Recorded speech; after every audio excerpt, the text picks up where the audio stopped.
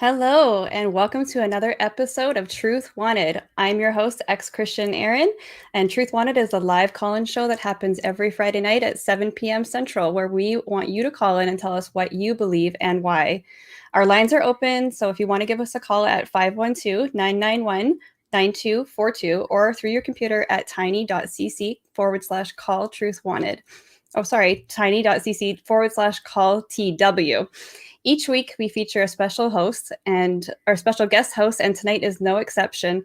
We are joined this evening by Dave Warnock. Hi, Dave. Erin, hello. I'm so glad to be here. Thank you so much for joining me this evening. Yeah. This is one Yeah, of my... I've been looking forward to hosting with you, and we did a show of some kind a while back, a couple of months ago, and it was fun. So yeah, when I got the chance to do this, I jumped at it. Oh, that makes me so happy. Yeah, we met it was almost a year ago now. We were kind of fighting for the same side in a conversation about death with dignity. So that's where I met That's you. right. We had a really great experience. It was one of my first things I did on the internet, and I got to know you a little bit there, and I've been following you ever since. What kind of things have you been up to lately? Just trying to get back to some semblance of normal life as COVID is loosening its grip on us, and we've been traveling a little bit, not a whole lot, and doing a lot of shows like this, and finishing up my book, which should be Yeah. done this summer, and I'm excited about that. So yeah, doing And well. how's that going for you writing a book?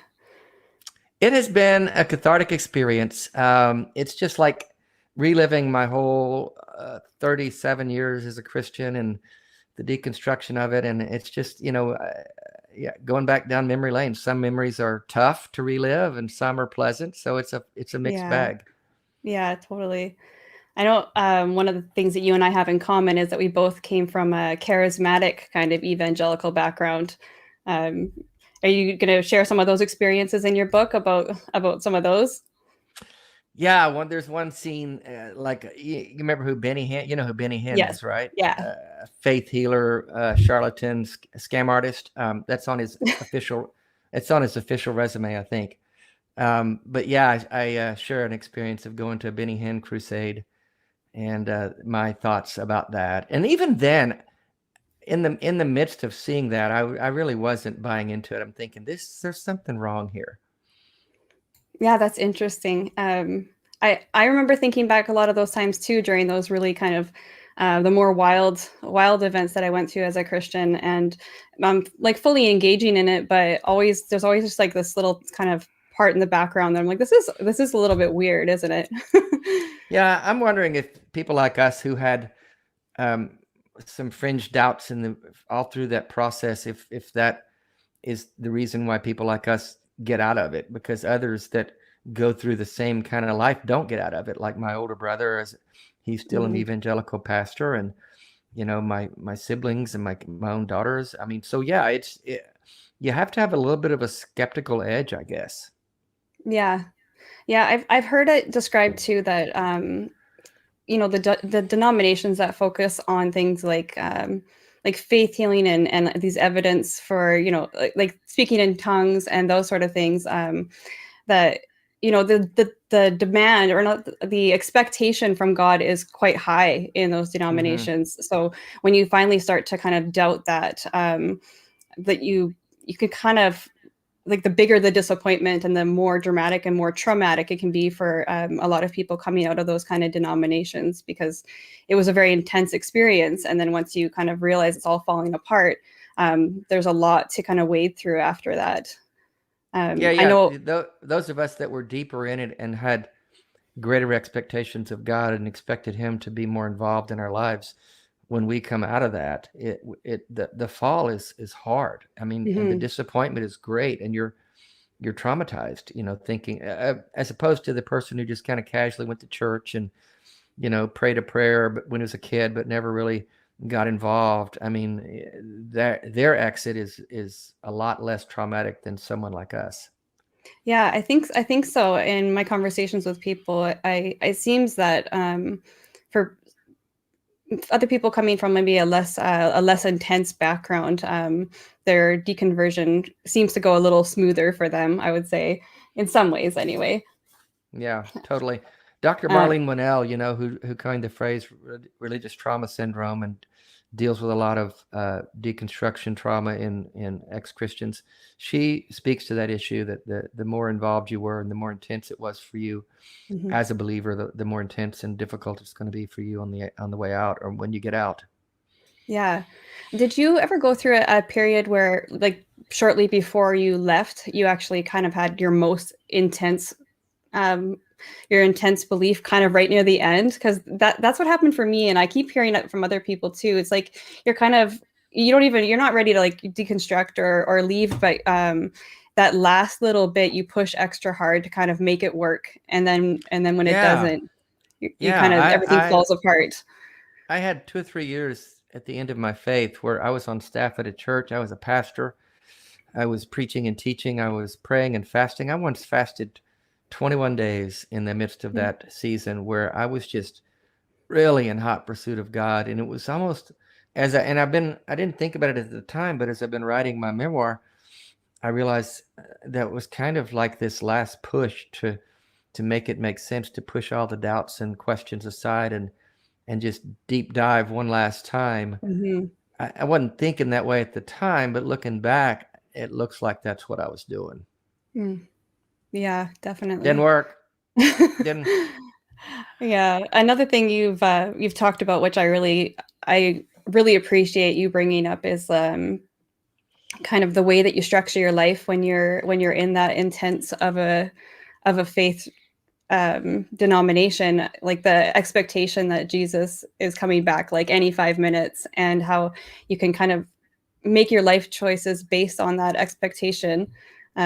I really connected with that too, because I thought the rapture was happening. I thought that I wasn't going to be around past 25. I remember having a bit of a crisis once I hit 25, because I wasn't expecting everything to be here still. So like, he is super late. Right. Don't go to college. Don't get a degree. Don't get a career. Just Jesus is coming back. So we got to save souls. Whoops. Yeah. Yeah. And it's really kind of strange to be years later and it still hasn't happened. So when people now come and say, like, you know, you need to turn around because he's coming back like any day now, I'm kind of like, well, talk to me in another 15 years and see if you're still like feeling that much urgency about it. Oh, I know. I engage with some of these young, real fervent Christians on TikTok, and these guys are me 40 years ago, you know, and I go, oh God, just shut up. You have no idea what you're talking about. Yeah. Yeah, totally. Yeah, you were on TikTok as well, right? That's probably, I've seen your TikTok. You're doing better at TikTok than I am. I got talked into it, and I kept thinking, I don't want to do that. That's just a bunch of teenage girls dancing.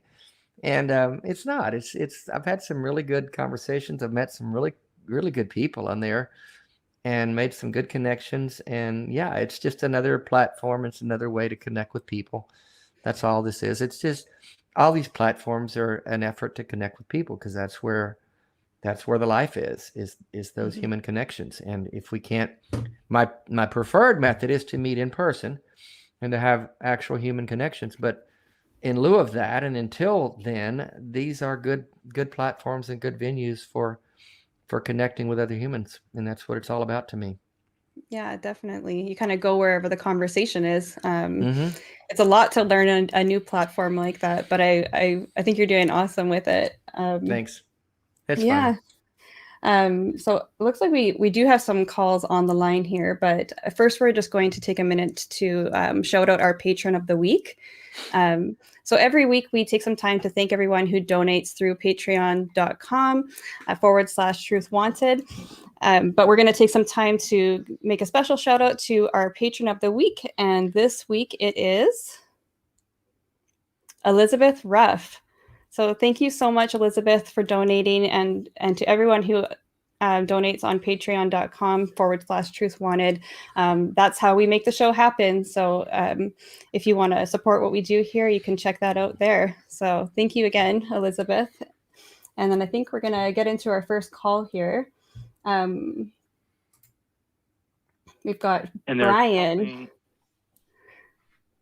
Hi, Brian. Hello. You're on Truth Wanted. Yeah. Hi, I was just talking to the screener. I just got interrupted. Sorry about that. Hey, Brian. Yeah, I was just explaining that. Hi, guys.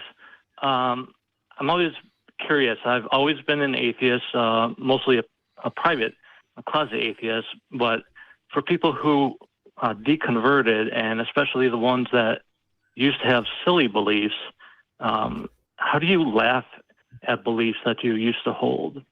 At one time in your life, you were serious about them and you were sincere about them. So I'm wondering, when you laugh at them now, is there some kind of underlying other reaction to it? Or did you just think it's like, oh man, that's a dumb belief? Is there something else going on? I just don't understand it. I would say, well, first of all, I think I can definitely look back and laugh at some of the actions that I took during that time. I don't think I do try to draw a line that I'm not laughing at the people, but what some of the stuff that they're doing is pretty, like, from the outside looking in, it's, to me, it can kind of be like watching people, like a group of people who's drinking and like seeing it from the outside. And it's when you're in the belief, it does feel really normal, but the further and further you get away from it and looking at it from the outside, the more you realize the difference between how people normally act and how they are acting when they're in that group setting and the emotions are high and there's somebody kind of egging them on. So I don't know. I tried that. I'm not laughing at people, but it is, the beliefs are something that you can kind of, you have to laugh at it a little bit. I mean, do you still have a mentality of how can anybody believe such a thing? Or is that not a mentality that you have? Because you did have that belief yourself, but then I hear like you or other atheists who have podcasts laughing at those beliefs. And as you said, it's not the believers themselves, but the beliefs. And it just always seems like a weird reaction. I don't hold, or I don't laugh at any beliefs that I've ever held in my life. I've never considered any beliefs that I've ever held in my life to be silly. Some were wrong, definitely. I've never held something that I now considered silly. Well, so never had that dramatic reversal. I've been out of faith over 10 years now, and as Erin said, the further you get from it, the more ridiculous it looks. And I've many times, and in conversations with other deconstructed Christians, and in my own mind, I've shook my head and said, how could I believe that? You know, how could I believe that for so long? Not even that I would believe that a snake talked to a woman in the garden, but that I would believe that for so long, that God drowned the human race in a worldwide flood. You know, these ideas that are written in the Bible that I bought into lock, stock, and barrel. So I'm not offended at anyone laughing at those ideas, because I laugh at them, and it's fine if you don't. But as Erin said, I'm not laughing at any individual or ridiculing a person, but I think bad ideas need to be ridiculed so that they're exposed as bad ideas. And if we give them credibility as though it's just a different way of looking at things, or it's a different idea, and we allow them the same kind of breathing room as we would a true idea, then we're giving them credibility in some sense. So in that way, or because of that, I think they do deserve ridicule. And again, it's not the person you're ridiculing, and I don't ever look at someone and say, how can you be so stupid? But I can say those ideas are not credible. And for my own personal life, just one more thing, I live by the adage, a quote I heard from Maya Angelou: do the best you can do until you know better. And then when you know better, do better. And so I look back on my life as looking at it from the viewpoint of, I was doing the best I could. I really thought I was living right and believing right. And then when I woke up and saw that those ideas were faulty, I'm able to move on from that. Does that make sense? Well, sure. And I would add on the one part, even when I was in a private closet atheist and then later transitioning to an open and public atheist, I was still afraid of religion and afraid of coming out, afraid of speaking out against it. So I was still intimidated by religion. And one thing that shook the fear out of me was making fun of it and seeing other people make fun of it. So that definitely helped a lot. There's so many absurd beliefs in it, and just watching parodies of religious beliefs helped a lot. So I appreciated that. So that's all I got. So thank you very much for your time and your Thanks for answers. calling, Brian. Yeah, thanks, Brian. Thanks. All right. Bye-bye.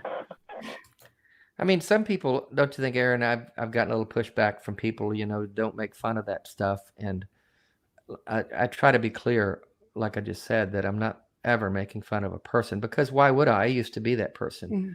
And so I don't look down at, oh, I'm so much smarter than you and so much better than you. And that's one of the differences I learned coming out of faith and into the atheist community, is that people who've always been atheists and never were in the Christian world kind of have a different edge to them. They're not as compassionate and empathetic toward Christians as those of us who used to be in there tend to be. Don't you think? Yeah, I was actually just having a conversation about this the other day, that there is a bit of a difference when you're talking to somebody who has been raised in it, probably indoctrinated from a very young age, and then they go through the whole process. And like we mentioned earlier, often can be quite traumatizing when you're losing your faith like that. I feel that I have spoken to a lot of people who have been atheists their whole lives, and there is a little bit of a difference in the way that they look at it. Not saying that it's everybody, that's for sure. There's a lot of really amazing, compassionate people who have been atheists their whole lives.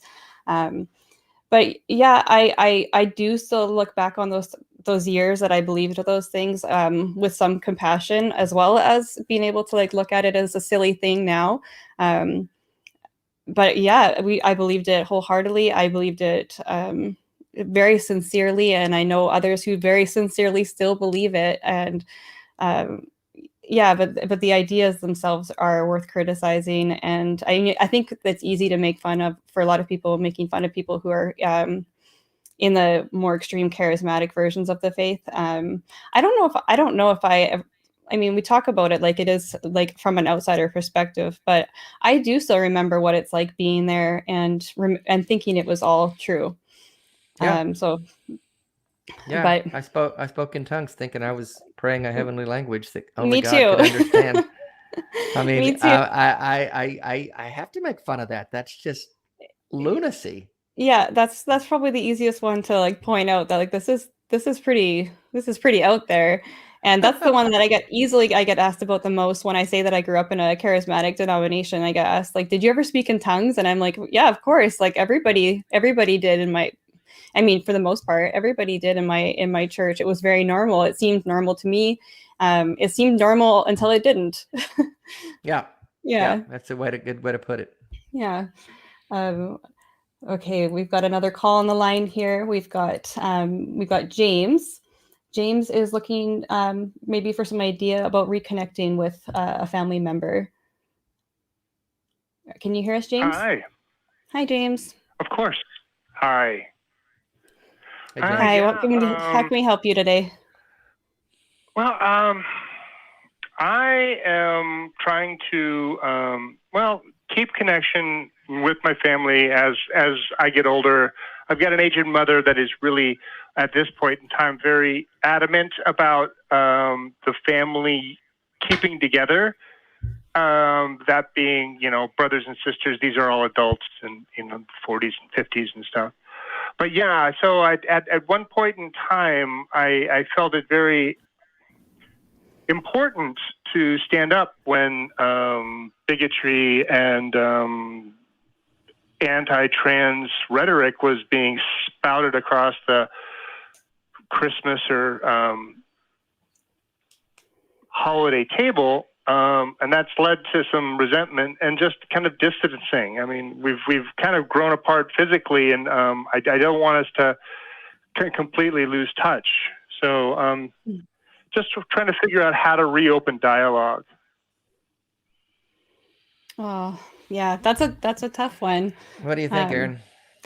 Well, I mean, I've always said that when it comes to this kind of stuff, especially with somebody who is aging, relationship comes first, and offering that relationship out and creating some boundary that, like, you're not maybe interested in always having these conversations or debates with people, but opening up that line, even just very simple, sending a message and just saying, like, I'm thinking about you, and just reminding people of the relationship that you have. I know could be really tough if there's been something said. I maybe stay clear of that one, especially in the beginning. Just try to reconnect based on your relationship that you do have. First, just taking a message of thinking about you, and I know we've had some disagreements in the past. Maybe we can just move forward and not talk about those things for now, because the relationship's really important to me, and I wanna spend time with you. People come first. Our relationships come first. These other things can stay by the side. I don't know. What do you think, Dave? Well, it depends on the individual, I think. In terms of those relationships, almost all of my family is evangelical Christian still, the world I came out of. And because of that, and in America, you don't have to deal with this, Erin, but in the United States of America, because we had an election that was crazy 4 years ago. Oh, there's Canadians into that too. It is. It really further divided families. I mean, I've heard of families that don't even have religion in the mix, and they've been divided over these political lines. But when you factor that in, and again, all of my evangelical family pretty much is in that Trump camp, and it's further divided us and given us. It's not that we're not talking on purpose. It's that we have nothing to talk about of substance. We can be nice and talk about the weather or the local sports team or whatever, or the kids, or the surface stuff, and that's okay. So if you can keep conversations to those levels, and if the person you're trying to maintain relationship with is not insistent upon talking about those things, then yeah, you can have those connections. If they insist on talking, like you said, throwing out jabs about trans and LGBT issues or whatever if they're intent on having the freedom to make those disparaging remarks, I personally am not of a mind to sit quietly and let that happen. I think those issues are too important to allow that to transpire over the dinner table. If they insist on that, then I probably won't be joining them for dinner. And they'll know why. Yeah. Because I think some issues are important enough to take a stand on and say, I'm not going to sit quietly by and allow that to be a subject of conversation in my presence. If you guys want to do it, knock yourselves out if it makes you feel better, but I'm not going to be included in that. Yeah. The specific times I'm thinking about was a little while ago when I was pretty more, I was a lot more angry atheist or firebrand. I'm hoping at this point in time I can still bring across the importance, but not have it be a triggering event. And then, so conversation can happen. Or say, well, that's a terrible thing to say. Let's talk about something else. That's a good way to do it. Yeah, try to divert it. But sometimes you can just avoid it. I'm thinking right now of early on for many years after my abandoning Christianity, my daughters really didn't want much to do with me, and they kind of shunned me, and their relationship was pretty broken. But recently, one of my daughters there's been a crack in the door, and I've reached out, and she's been receptive to connection, and I've gotten to see my grandkids. And so we met with them a few months ago and saw the grandkids for the first time in like 5 years. And they actually pastor a church, her and her husband, and they have to know what I'm all about, because I'm very public with my atheist activism, and I'm very loud against evangelical Christianity. And so we just didn't talk about it, though. I asked them about their church. Were they meeting in person again after COVID, and how was that going? They asked me about my travels. You know, we talked around the issues, but we were respectful of each other's positions.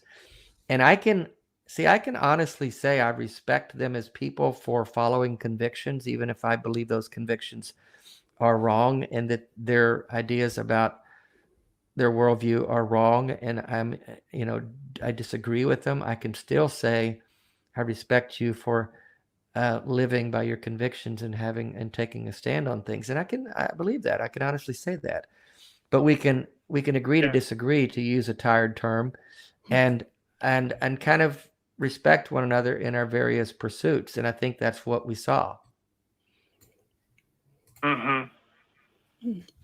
Yeah, it's That's weird. good. I mean, because this with COVID, this was like the first years that we really didn't get together, and I think my 86-year-old mother is afraid that it's going to stay that way, and definitely wants to have us reconnect and try to build connections.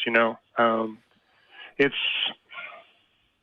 And yeah, as It's I said, definitely he's a tough. dentist, and and so are a couple of their kids. So they're kind of preppers. It's they're moving away from the city and into the hills, and and I'm asking him. He says straight up, it's because he thinks end times are coming, and now we got global warming and COVID, and I don't know how to. Advise him that this is just us. one step at a time. I mean, you can't tackle all those things all at once. And like Dave had mentioned, start with some good boundaries and just take one step at a time there. I think that's all you can really do at this point. Just take it easy and just move forward cautiously with boundaries, and see how it goes. Maybe give us a call back if you are able to reconnect, and let us know how that goes. Okay. I think, he's gone now. Okay, so I think we've got a few more calls on the line here. Let's talk to Kennita. Kennita, can you hear us? Yes, hi. Hi. Thanks for calling. What can we do for you today? Basically, I hear Christians, I hear everybody saying things like, God only knows this, or God damn it, or oh my God, or all these other things that are referring to God that they actually don't believe in. But a lot of the people that they're talking to do. And if atheists are saying these things, even though we don't mean it, are we sort of undermining our cause? Like we're sort of presuming that there's a God that we're talking to or talking about. I think, no, I don't think so. I think that when we say those things, it's just an expression. I think that anybody that would take that seriously, no, I don't think it's undermining the cause of or undermining your claims as an atheist if you say God damn it. Those are expressions that just come with our language, similar to saying like like bless you, or if somebody sneezes, that sort of thing. Well, but bless you, as a matter of fact, I actually outed someone as a pagan one time when they said God bless you, and I said, who bless? Or actually I said bless you, and they said, who bless me? And I went, maybe I should just say blessed be. And that was sort of a code word for, you're talking about the polytheistic gods instead of the unitary one. Right. But having somebody, because when somebody says bless you, they generally think that there's somebody to do the blessing. They might not be thinking about it, but the theists actually think that there's somebody to bless them. And if they say God only knows, they actually think that there's a God who knows. And many people, even if they're not saying that, believe that that's the case. So it seems like using that kind of phraseology is just sort of playing their game. I mean, Well, it can be. I honestly, for me personally, I don't want to ever get in the position where I have to guard my language so carefully because I might say something that someone's going to misconstrue. The reality in my life is that anyone that I'm talking to knows where I'm coming from. They know that I don't believe in a God of any kind. So if I were to say, thank God that this weather is not as hot as it is in Canada, they know me well enough to know that I'm not thanking God for the weather. But I get what you're saying. But my fiance will sometimes slip and say, thank God. And then she'll turn around. I'm sorry. I mean, I didn't mean that. And I say, I don't care. I understand. I'm not worried. But, it doesn't trigger me or anything. But what did you mean? What did you mean? Like Erin said, it's just a phrase that's baked into our vocabulary. yeah. And again, I don't That's want to right, be, but- I don't want to be the language police, and I don't want anyone being the language police on me. If I slip and say that because it's something that's a part of our vocabulary without thinking, then I'm hoping everyone around me can extend a little grace and go, he's not really thanking God for that. But I know what you're saying. Huh? If you're around a bunch of strangers just in a random crowd, these people don't know that you're an atheist. As a matter of fact, most of them probably assume that you believe in God. Yeah, but what does it matter? Yeah, what does it matter if you're in a crowd and you say, "Oh my God"? I'm not trying to change the crowd's mind about God. I'm not going to. And so, slipping and saying thank God or normalizing not believing in God seems like a worthwhile thing. Just like normalizing being gay or normalizing, being bisexual or whatever.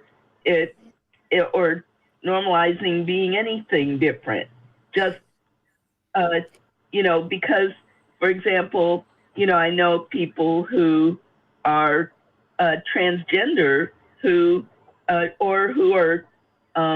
non-gender or norm, they'll say, if you say, well, Mr. So-and-so, well, actually, no, it's not sir, it's whatever their preferred pronoun or whatever is, right? It's something that everybody says, but I'm just gonna put you on mute for a second here, because I think the point that your original question asking about like using expressions, that's something like that we've kind of talked about, that it doesn't seem to, like, I don't think either one of us would choose that as our battle for the day.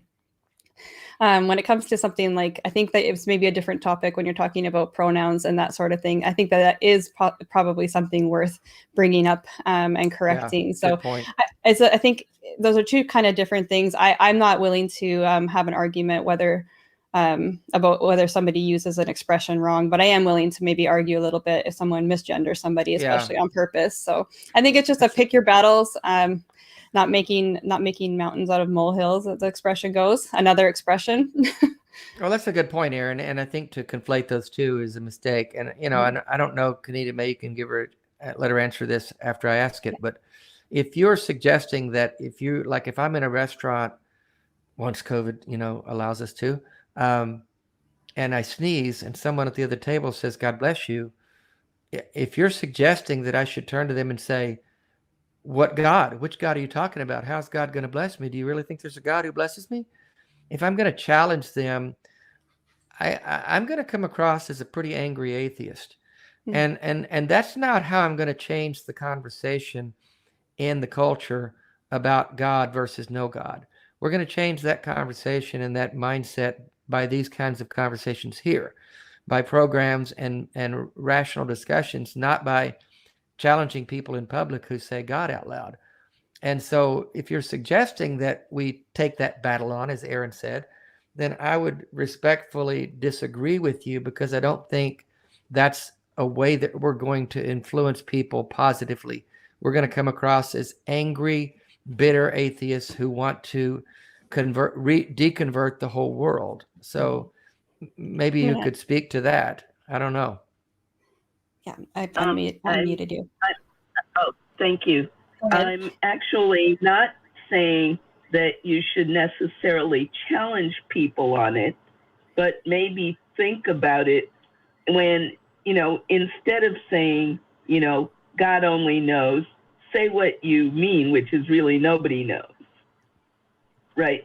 Say, instead of, I don't know, God damn it, just say, I don't know, shit or whatever. Basically, whatever, Can we say God fucking damn it? That's even better.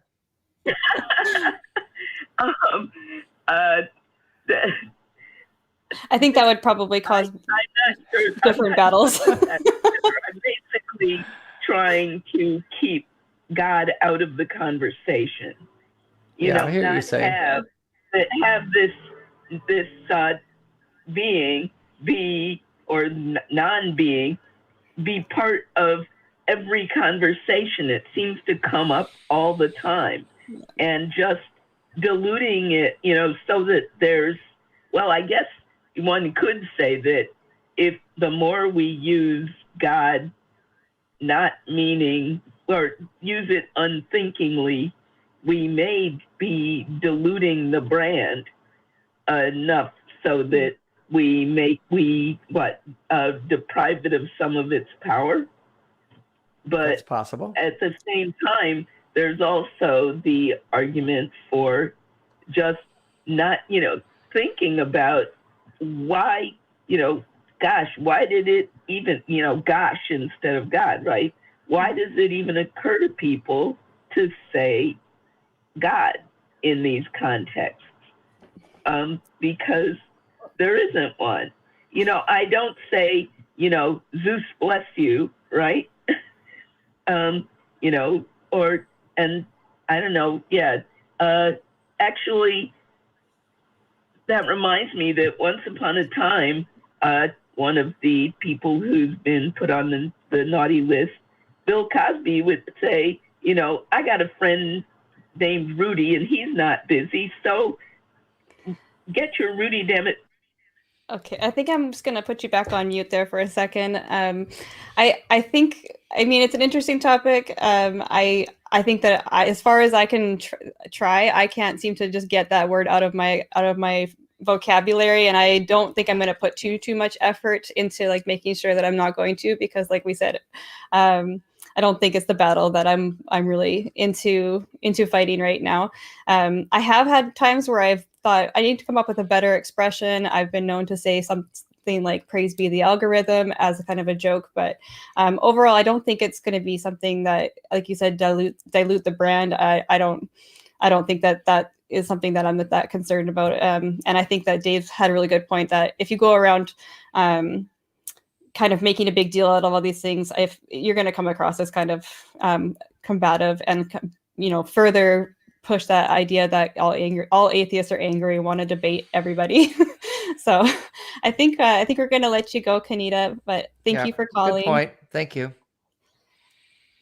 I just don't want to have to watch my language that carefully. If I say, "Oh my God," I'm too lazy. And so I think, again, it's about having good conversations around the subject of God, not what we say and how we say it and what we don't say. So I get her point, and she makes a good point. But if she wants to guard her language, but that's fine. All power to you. But I'm not gonna worry too much about it. Yeah, I will say, there has been times where I've we need a better expression, because and the idea of, when somebody says something and you want to go, "Oh my God," I just still haven't found anything that works as good as that. As far as it's like certain swear words, certain words just get the point across.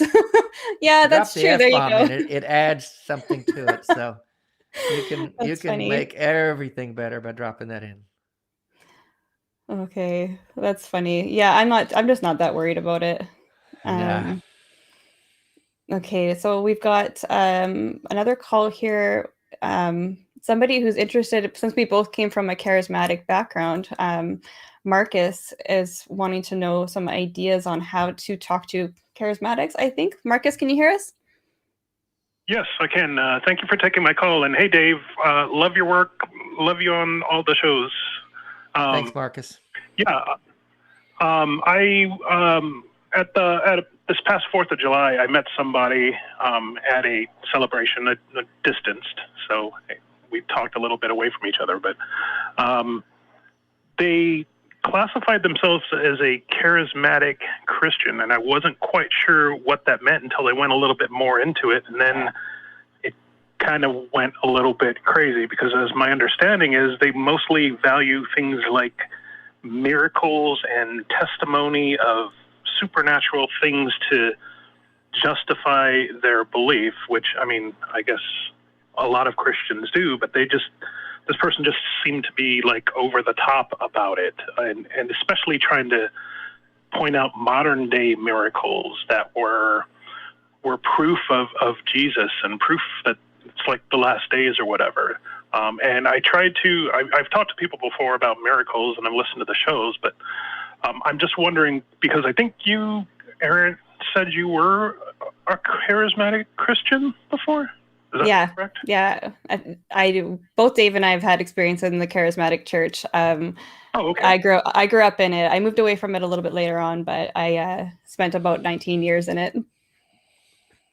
So I'm just kind of wondering, especially since you've been there, would you have any, I don't want to call them pro tips, but maybe pro tips on how I can communicate to somebody and kind of break through this magical mystery thing that they seem to be holding on to, and maybe not convince them that it's wrong, but maybe at least break through to some point where they might say, well, okay, I can understand that, or just put like something that maybe put a few like seeds of doubt, maybe.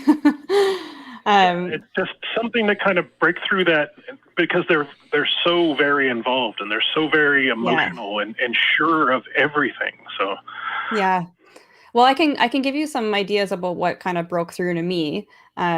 So even after I moved away from the charismatic denomination, I think I still kind of lived out my Christianity in a very similar way. Everything was very experiential. I had this kind of deep, they would call it like the inner testimony of the Holy Spirit. So I had this deep attachment on the inside, it felt like, to Jesus. And one of the things that worked, I think, for me to kind of break me out of that was the outsider test for faith. Have you heard of that? Yeah, I have, actually. Yeah. So talking about my experiences, like I could tell this like big story about what kind of God had told me or had done in my life. And then having someone else kind of talk to me about, say, somebody who was from a denomination, or even from a even better, a religion that I didn't believe was true. So something like Mormonism or Islam, like anything that I personally at that time didn't really, I already believed that they were not true. So if I said that, like, Jesus, and Jesus is he talks to me and I have a personal relationship with him, and that somebody would say, well, how do you know that? I would often say, well, I have this feeling. I get a feeling inside my chest that he's there with me. And the outsider test for faith is essentially just saying, well, what about somebody who is a Mormon who says that they had the same feeling that the Book of Mormon is true? And for me, that was a huge like linchpin in my faith, that I wasn't able to really come up with a good answer for that outsider test of faith. That was a big one for me. Do you have any ideas, Dave? Marcus, if these people believe they can do miracles and hear the Holy Spirit, what you should do is just walk up to them and say, I'm thinking a certain thing right now. Tell me what I'm thinking and I'll believe. Tell me the number in my head, just make them do the magic trick. Because they can't. Like what Erin said is so true. I don't know if you've heard of street epistemology, Anthony Magnabosco. Yes, I've watched some of his videos, actually. It's a great approach. Ask them things like, what if it's not what you think it is? What if that's not the Holy Spirit you're feeling, but just the chemicals that are released in your body or in your brain when you practice a certain thing, whether it's speaking in tongues or high worship music or things like that release chemicals. Those are what we're feeling. And I mean, that's the reality. Now, we used to think, Erin and I both were in the charismatic camp, and we used to think that we were feeling God and hearing God and feeling the Holy Spirit and speaking to God in a heavenly language. And those are things that we were taught to think we were doing. If the reality is, if nobody ever taught us that, you wouldn't naturally think it. It's not something you come to organically. It has to be shown you and taught you. People have to be coached to speak in tongues. It doesn't just organically spring from them. And so those are signs that it's not a God-driven thing, but a man-driven thing. And, you know, the idea that I believed for 37 years that God could heal us and that he would do miracles. He could raise the dead. I've talked to people who prayed for their spouses or their kids to be raised from the dead. They never were. And these people who claim miracles are happening in modern day, we never see the evidence of it. Never. We don't see limbs grown back. There's a website that says, why doesn't God heal amputees? You know, we always hear of God healing backaches and headaches and inner things that no one can measure, no one can verify. Why is it that we can't see God do something that we could get on videotape? Why is it always in another country where they just didn't happen to have a camera handy? We all carry cameras in our pockets now. I mean, we video every encounter in Target, yet we can't capture one of God's miracles on tape. So those are the kind of questions I would confront charismatics with, because and then follow that with questioning, what if it's not what you think it is? What if it's just your imagination causing you to think and feel a certain way? And make them answer that. Or are you open to the idea that it's not what you think it is? That kind of question. Okay. I guess, and maybe just one last little question. And I'm not looking for like a gotcha or a magic word that I can say, but maybe just thinking back on when you were like fully into the faith and fully believing everything, was there like something or some class of things that if they were brought up to you at that time along these lines would have been like the strongest reason for you to sort of question this or evaluate it, or at least, or something? By class of me, like, do you mean like a certain topic? Yeah, like So I don't know. I do have an answer for that. One of the things that we always were saying in my church was that we were looking for like the first Christianity. Like, what was the church like that Jesus taught in, or, you know, he did as it turned into the church. So we were constantly looking at like first century idea of church. So one of the things that I started learning about, and which actually did end up pulling me out of my faith, was figuring out how much disagreement and dispersion there was in Christianity in the first century. There was no one type of Christianity. There was no, like, the doctrines that we have now, like, those things took a while to kind of come about, and there was lots of competing different doctrines in the first century. So that for me was a huge part of my deconversion, was learning that, like, this thing that we kind of idealize, like this true Christianity, that it never really happened like that. So that was a really interesting topic for me. I don't know if it will work for everybody, because I'm not sure if it's just that's something that everybody's seeking in their church, like mine was, but it was a big one for me. Yeah, I know we called it the early church. You know, let's get back to the early church, the most raw, organic, the Church of form Acts, of Christianity. and the Book of Acts church. And you're right. There was never the real thing. But Marcus, to your question, for me personally, if you're asking, was there one thing that would have turned me, that would have opened my eyes?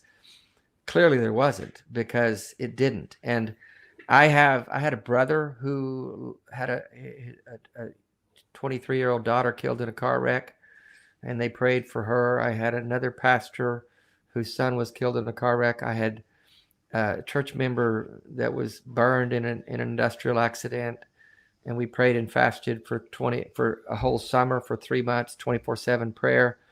for him, and he died. And then 2 years later, his wife died of cancer. I had church members who got struck with cancer at young ages. I've got one thing after another of God not showing up, and me believing in a God who would show up and answer prayer, because that's what we preached. That's what we believed, that we were worshiping an interactive God, not some distant God who didn't care, but a God who was intimately involved in the affairs of our lives. And so for us to believe that and preach that and speak that and then not experience it on a practical level was just a major disconnect. But we just pushed through it. I did, and other church people, we pushed through it. We made excuses. I like to say now that the reason I'm no longer a Christian is I got tired of making excuses for God's poor behavior.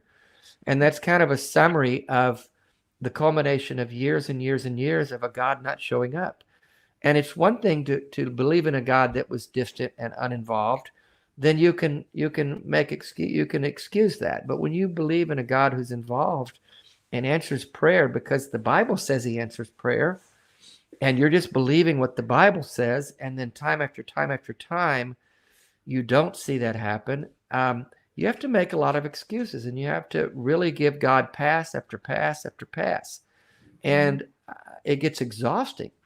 But there wasn't a place where that one thing turned me. It was a culmination and an accumulation of years and years and years of that kind of experience, and me finally looking up one day and saying, you know what, I'm going to really investigate this, because this just doesn't add up.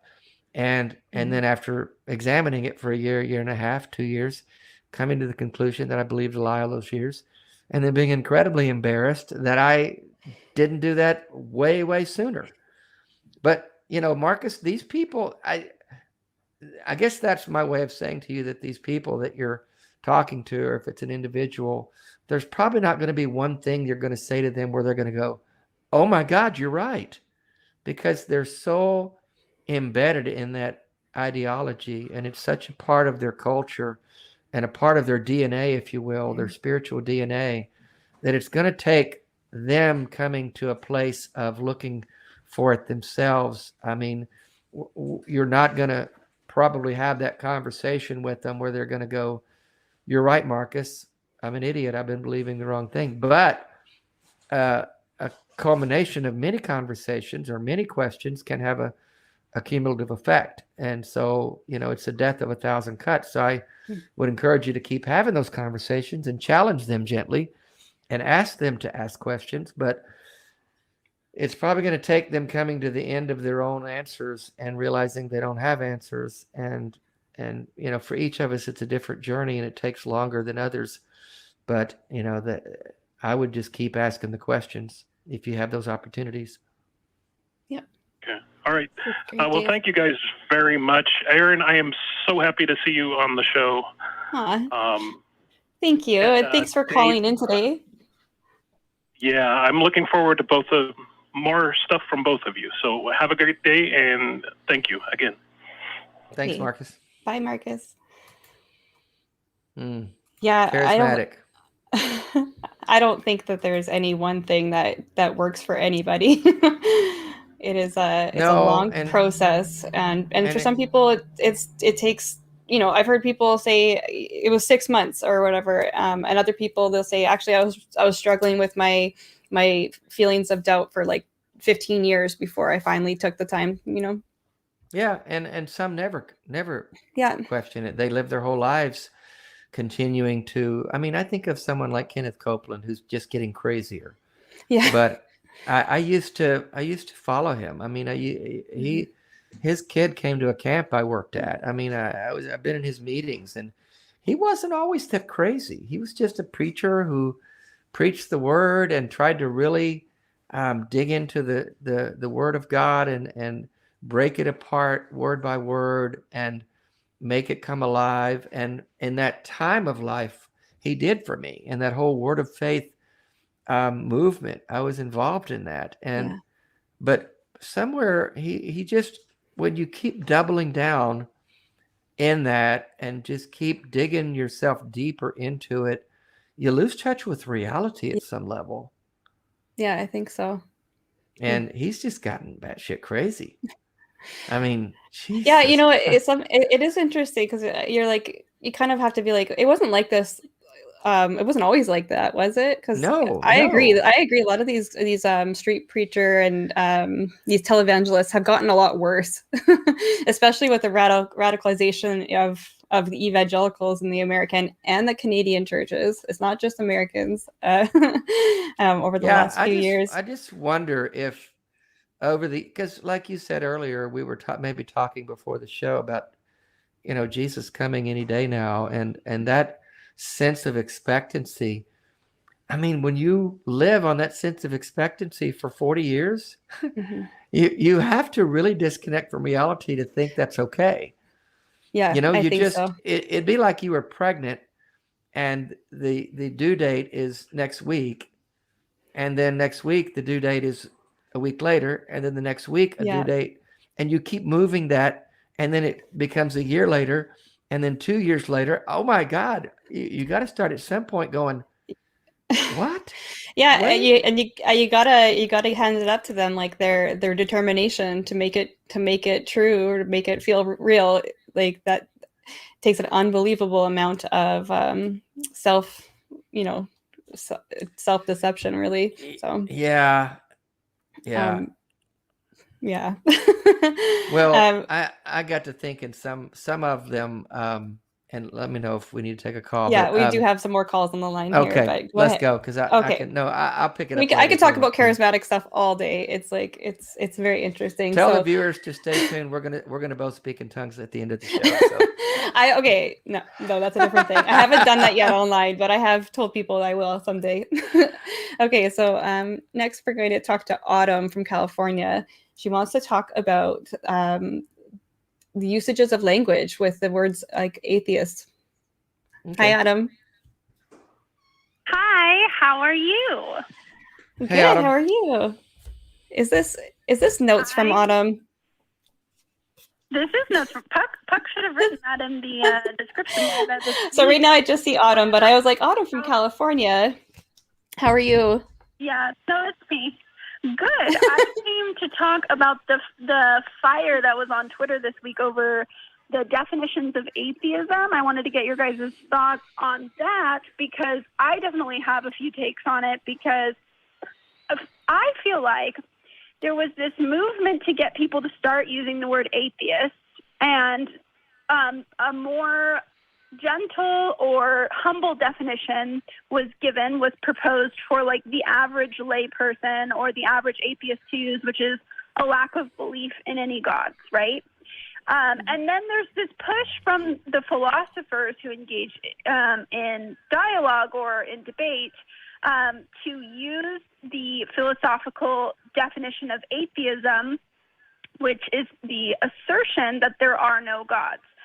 I, for one, have no problem with this being done in the field of philosophy. The issue that I took this week was with people who want the average atheist to go around making that assertion or change their label to agnostic. I think that's too much work just so that people can be correct according to the philosophical definition, which they may not even care about, right? They may not even engage in philosophy. I'm all for being an honest interlocutor, right? So like if you do have the position that you, like, for one thing, I am Gnostic on the Christian God. I will say that the Christian God doesn't exist. Christianity is not true. And I'm all for being honest and not hiding the ball on that. And I think that's what a lot of philosophers are trying to avoid, is like atheists looking dishonest and hiding the ball when they're saying that they lack belief. But then they talk out of the other side of their mouth and they say like, but Christianity's bullshit or something of the sort. Do you guys have some thoughts on that? Yeah, I've got thoughts on it. So I feel very similar to you, Autumn, with that. I also became I also started using the term atheist after being convinced that we needed to start using this term to kind of remove the stigma of non-believers. And I knew that I had a stronger position than just agnostic. I believed that the Christian God was not real, along with several other gods that I was aware of. But I was kind of surprised when I got onto the community, or like the dialogue online, to see that there was such a bitter fight going on between other atheists. And honestly, it comes a lot from the Christians too. The Christians and the other theists want us to use the term agnostic often, and I feel like that doesn't really properly identify how I feel about or how I what my positions are. So I have also been kind of frustrated with that.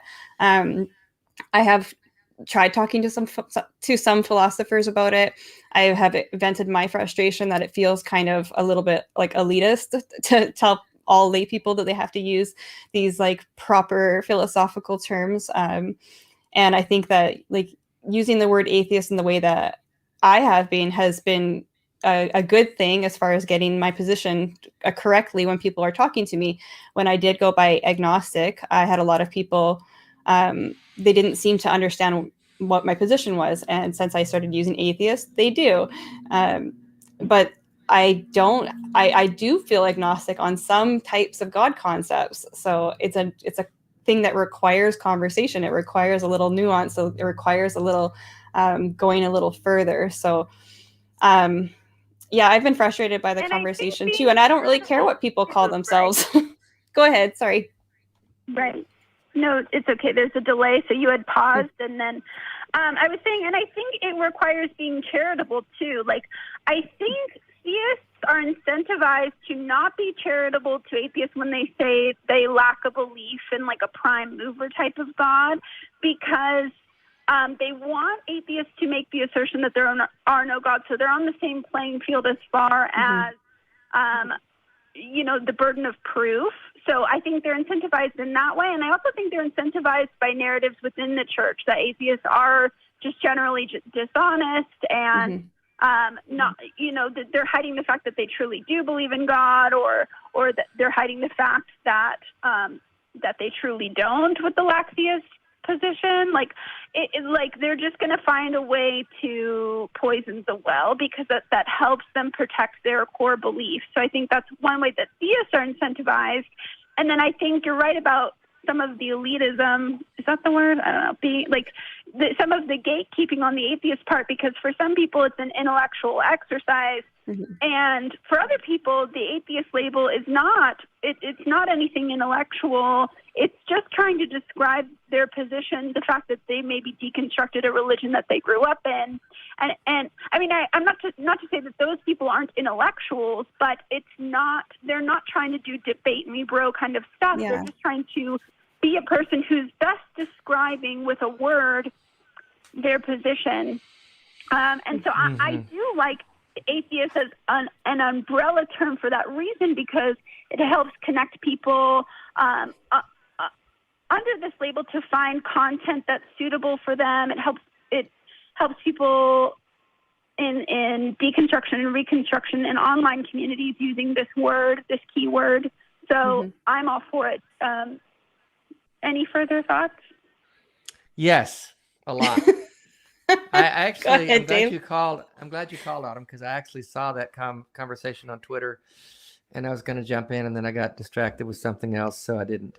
But first of all, these quote unquote philosophers run from anyone who calls himself a philosopher. First of all, there is so much elitism in that community or that ideology.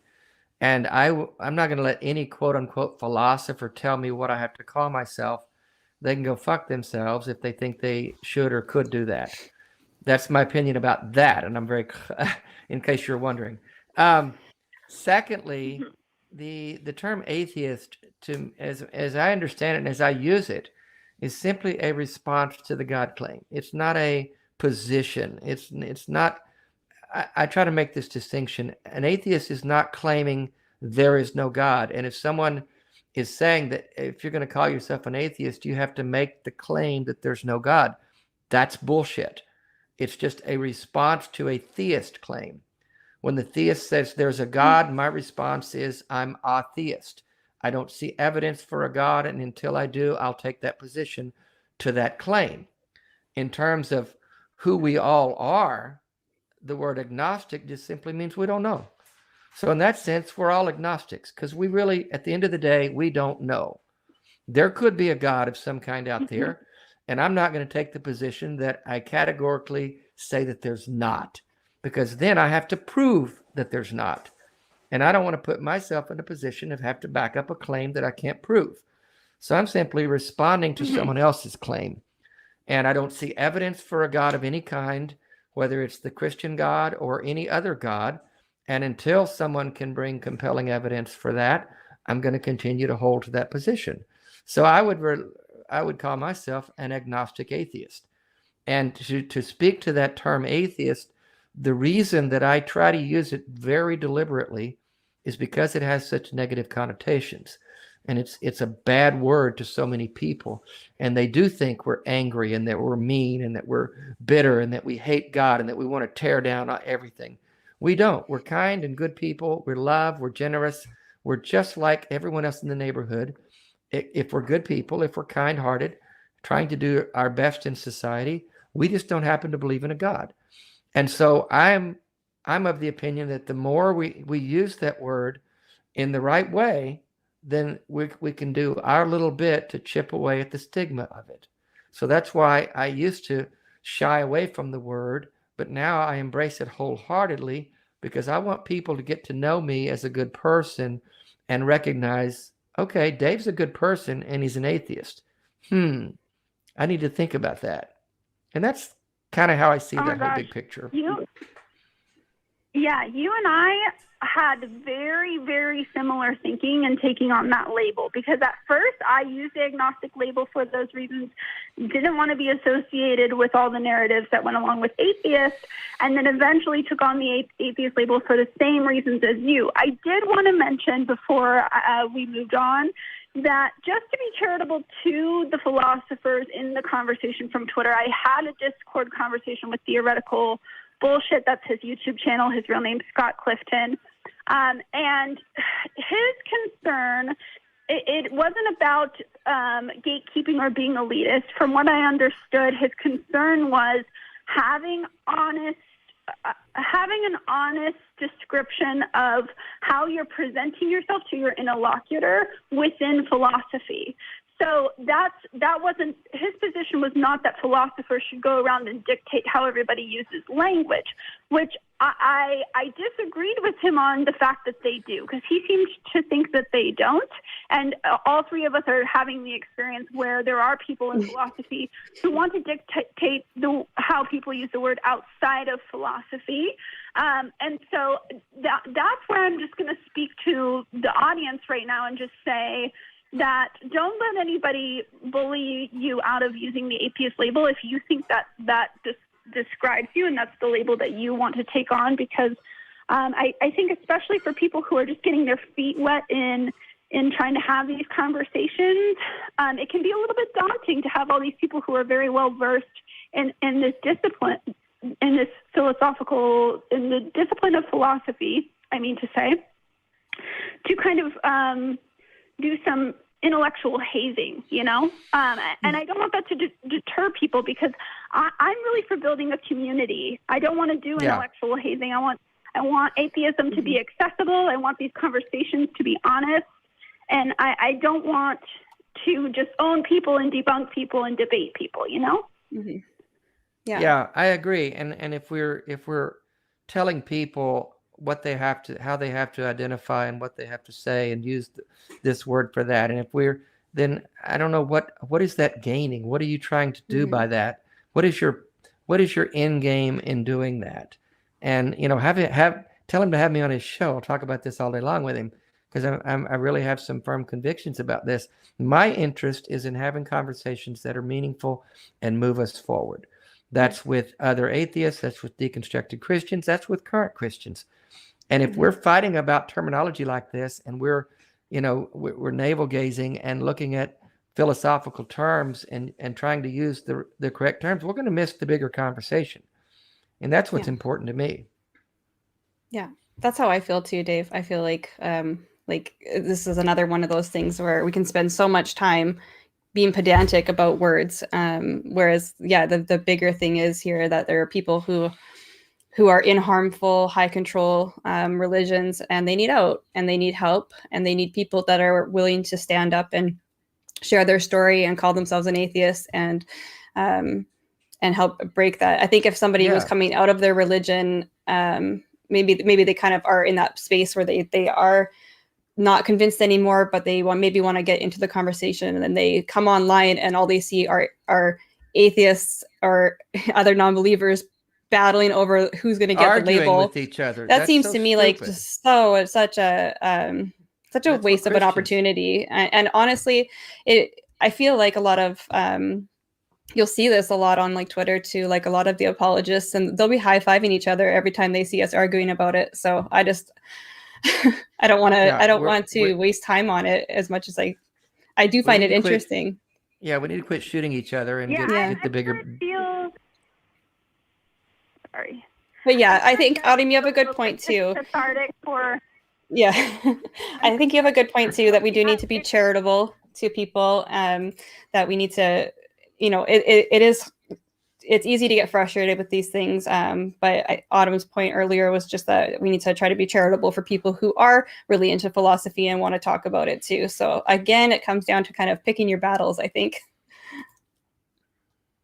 I'm still on? I heard a beep. Yeah, you're on. Yeah, you're here. Oh. Go ahead. Sorry.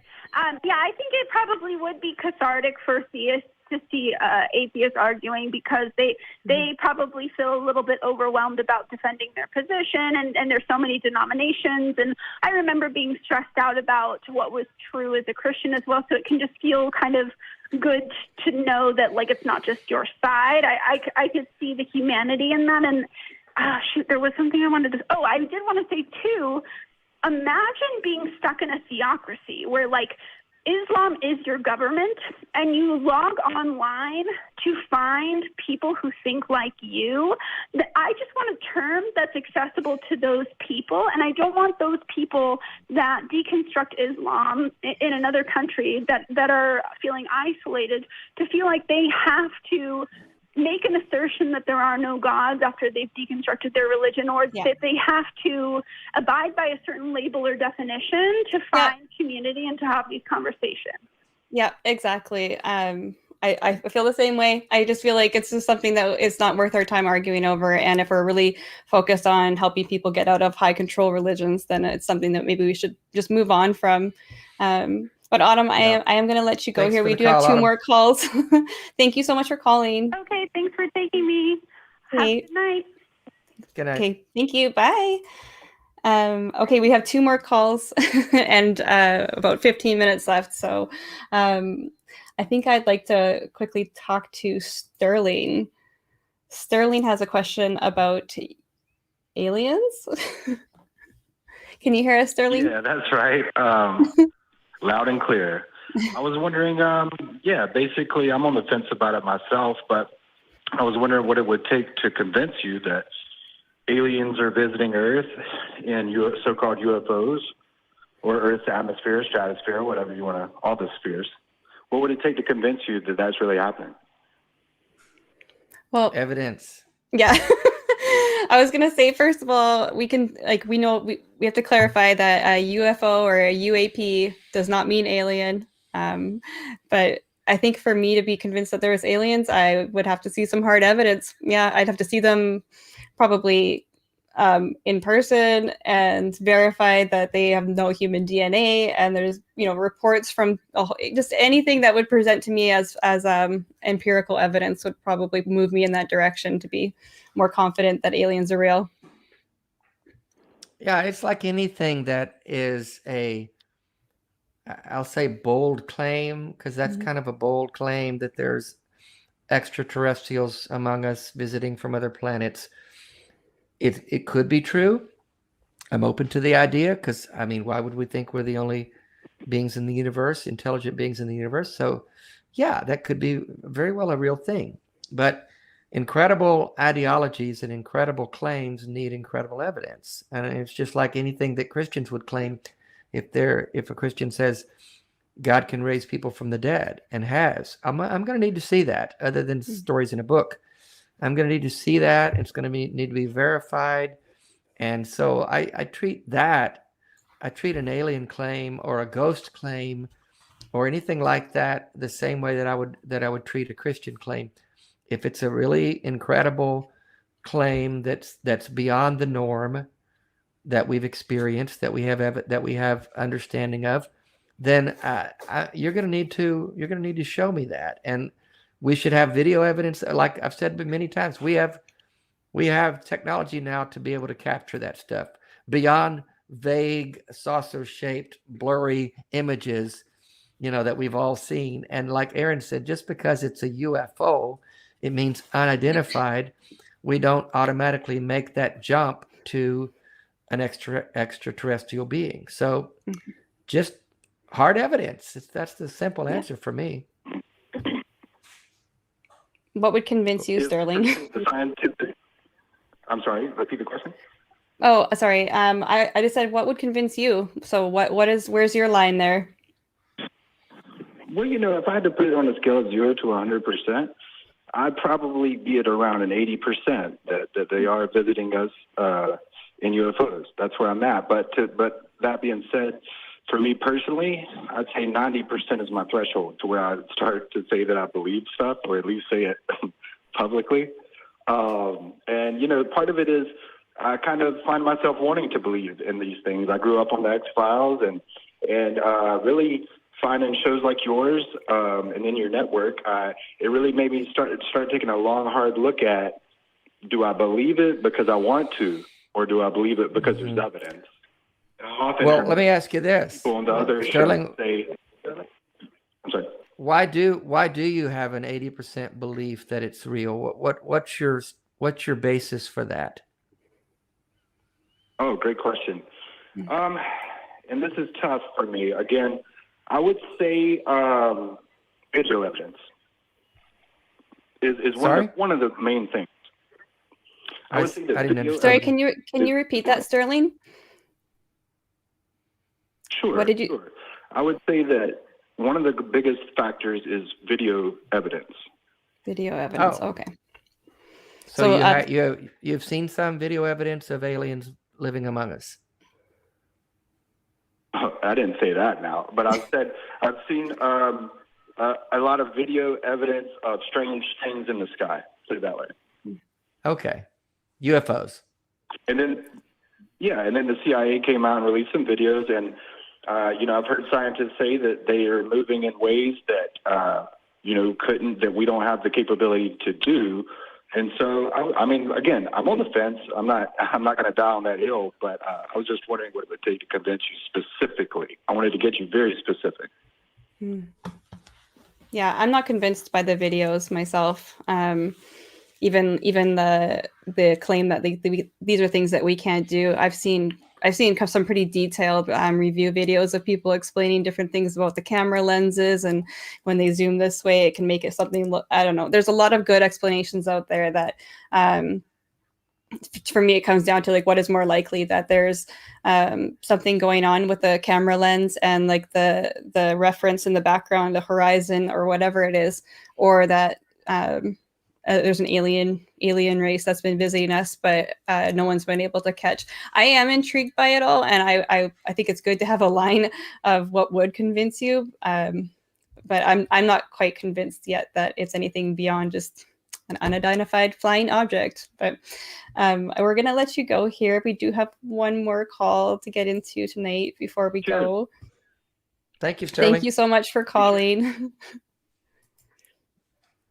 I would love to meet an alien. I mean, I find the whole thing really fascinating. I can think if they're visiting us, they'd show up. They'd come say, "Hey, y'all, what's up?" Do you know what bothers me about? So there's lots of people with lots of different ideas, but what you get a lot when you start looking up the claims, a lot of people who've claimed that they've channeled aliens and these things, they tend to have a lot of similar requirements from humans as religions do. Like the aliens can't come here until humans have fulfilled this need that we need to stop all the wars, and like they get these quite a big narrative going on about it, and I'm like, well, I can definitely see how this is like a human desire for humans to maybe. I think Sterling admitted it. He said, I kind of want there to be aliens. So there we go. Yeah, I mean, it's something. It's something. It would be interesting, that's for sure. Okay, let's head into our last call this evening. We've got Jamie from Australia calling in, who wants to talk about SE, so street epistemology. Jamie, can you hear us? Hi, Dave. Yeah, I can hear you okay. Good evening to you guys. It's a cold Saturday morning here, but my Saturday morning starts out every week listening to this show, which I love. Thank you. You have a question for us today? Yeah, well, I just want to also say thanks to Dave. I'm just loving everything you're doing, and I'm a patron of yours, and just live every moment, mate, until... Oh, thank you, Jamie. Anymore. But yeah, pleasure. So look, I've been an atheist pretty much my entire life. The religion over here is not that big, fortunately, but I've been racking my brain since I've been interested in the atheist community for good SE questions, and one came to mind.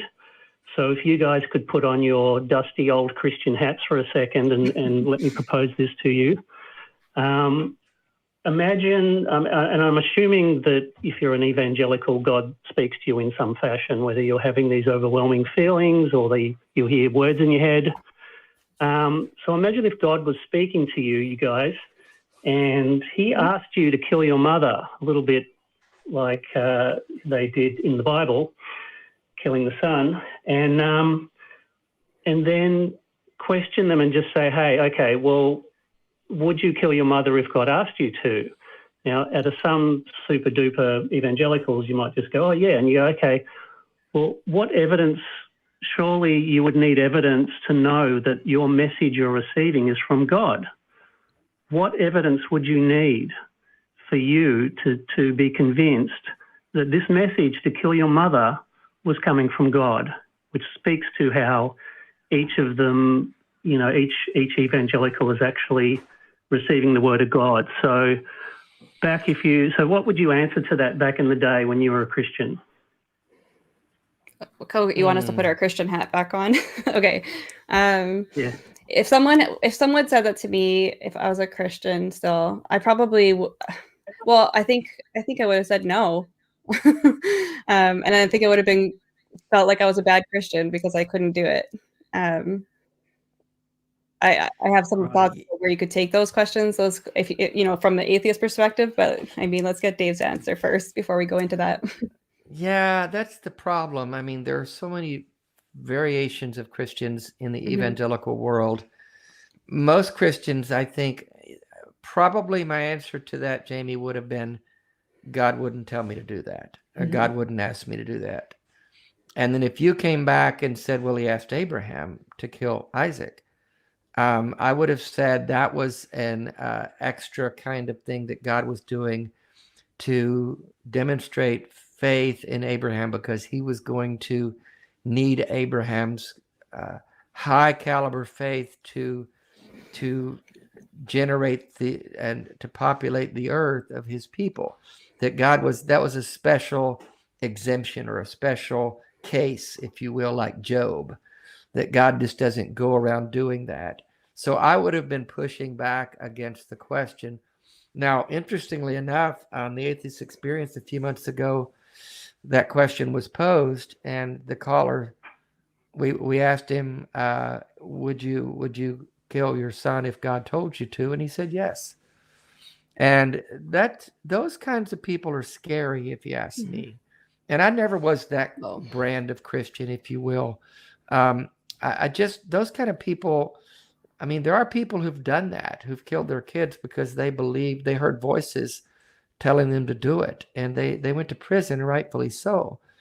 So that's a level of insanity, if you will, and that's, you know, that speaks to the issue of people who hear voices, or we call them insane unless they're Christians, you know. So those are interesting questions, Jamie. Absolutely.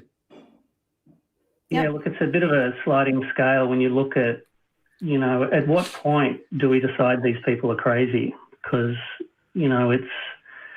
it's a very, politically incorrect path to go down. As soon as we determine someone has a mental health problem, then it's kind of like hands off, these guys need help. But then at some point, there's got to be degrees of it, or there's got to be a spectrum of it. And, it's when the self-delusion kicks in, where we start to run into problems. And, I've got a brother who is essentially ostracized himself from the family because he is just a out and out there conspiracy theorist. And he's got a mental health problem. And he comes across as being completely, sane and et cetera. And he can compartmentalize himself, so he can talk to people and seem pretty normal. But if you get under the covers and listen to what he's got to say, it's really out there. It's crazy. And I won't go into the sort of stuff he says, but he's got a mental health problem, and I have to look at him and go, he's got sorry, I think I'm that's talking okay. about him, but he's got I've got to treat him like someone with Alzheimer's. I've got to go. I've got to just stop a moment and go, hang on a second, this guy's got a problem. So it's difficult. Well, and I think we need to be clear that not everybody who's religious is struggling with mental health. But I think that it is the perfect avenue for somebody who does have a pre-existing mental health issue, or maybe has developed one as throughout their lives as a Christian or any kind of theist, really, that it's an avenue to really radicalize somebody and to really take advantage of their mental illness. So I think that's a good point, Erin. Yeah. And I think, Jamie, a good exercise for street epistemology kind of conversations with people, if you were to ask them, if God commanded you to kill your son like he did Abraham, or to kill your mother, and they said yes, or if they even equivocated on that, then you could, either way, if you ask them that question, if they say yes, my follow-up question with them would be, how are you able to tell the difference between what's your own thought and what's God's voice? Mm-hmm. And is it possible that you're thinking God is saying something when it could actually be your own thought? That's what the best kind of street epistemology questions are, open-ended like that, to give them an out. Whenever they feel like you're trying to corner them, then they get squirrely on you. But if you say, is it possible that thing you're thinking is God's voice? Is it possible that that's your own mind? And then you can get them thinking that, maybe I'm not seeing things quite as clearly as I thought I was. Yeah. Yeah, I really like the where you're going with this. Sorry, I think there's a longer delay with you being in Australia. I was just going to say that I really like that line of questioning and making it a pretty a clear way for them to say that cognitive dissonance that they may be having, and then just keep going with it. Unfortunately, Jamie, we do have to let you go because we are pretty well out of time now. So thank you so much for calling in and for your support of the show and the support of Dave. And we'll talk to you hopefully again another time. Okay. Thanks, Jamie. Okay. Yeah, I love those kind of questions. I love those kind of street epistemology questions where you really get down to the nitty gritty of it. Like, would you do this? And if they say no, I wouldn't do it. You've got a precedent. They did it in the Bible, and that's similar with healing questions. We talked a little bit earlier about why not? Why not? They did it in the Bible. I think it's a good way to go with that. But we are out of time for our calls tonight. That went by really fast. Yeah, it did. It was fun.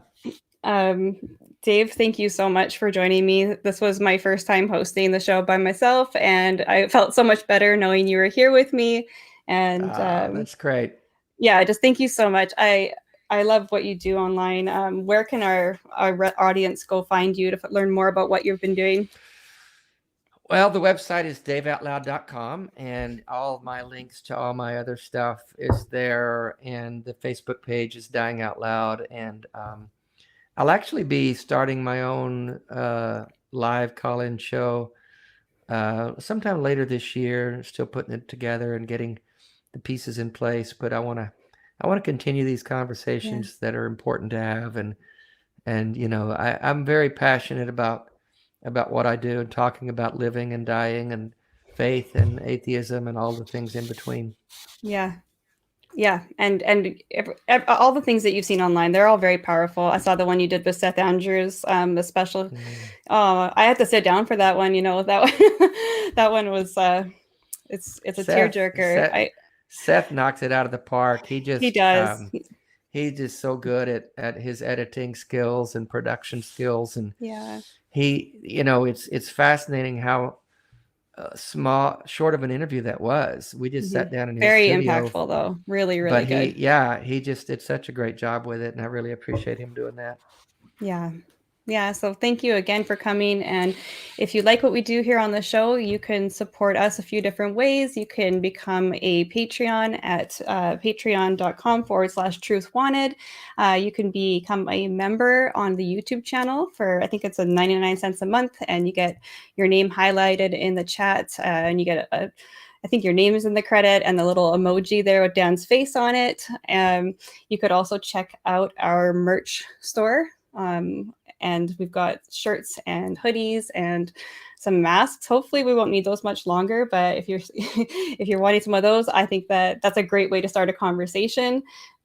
Speaking of conversations, if you want to keep these going after the show, you can come by the Discord at Atheist Community Discord.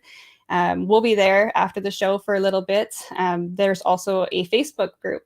The Facebook group is a fan-run group. It's created by fans for fans. It's a fun place to go. There's some good memes on there. What else have we got here? We've also, if you want to take this show, if you want to listen to the show in audio form only, we do have it in audio format. If you go to www.tiny.cc/AEN podcasts, that's a one-stop shop for all of your ACA shows. You've got Truth Wanted, Atheist Experience, Sexual Sexuality, nonprofits, all of those are there. And of course, you can always email us here at truth@atheist-community.org. And last but not least, we are going to thank our crew. So we're going to take a look at our crew cam here. Hi, crew. Whoa. Oh my gosh, you all are amazing. I don't know. You've been so great. Thank you guys so much for everything that you do. And thank you, Dave, again for joining us. And thank you, everyone, for putting up with me for my first episode. I hope I great, Erin. didn't mess it up too much. And remember, always keep wanting the truth.